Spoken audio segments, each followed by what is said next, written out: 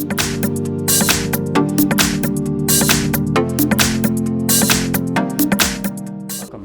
front of me is a CUBOT Max 2, and today I will show you how to add a Google account. So start off, open up the settings app. From here, scroll all the way down and you should find accounts right here, and then tap on account. So add account, and make sure that you're connected to Wi-Fi, and I am not, so I'm gonna quickly do that.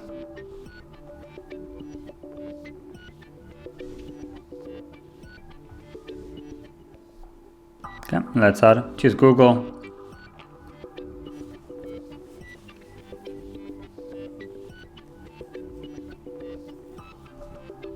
Put in your email. If you don't have one, you can always create one, as you can see right here. Then put an email for it, or a password I meant. And then tap on next. And from here, all you need to do is just tap on I agree, the terms of service for Google.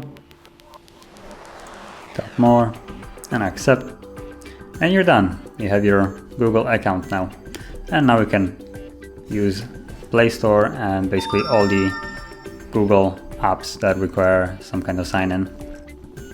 So if you found this very helpful, don't forget to hit like, subscribe, and thanks for watching.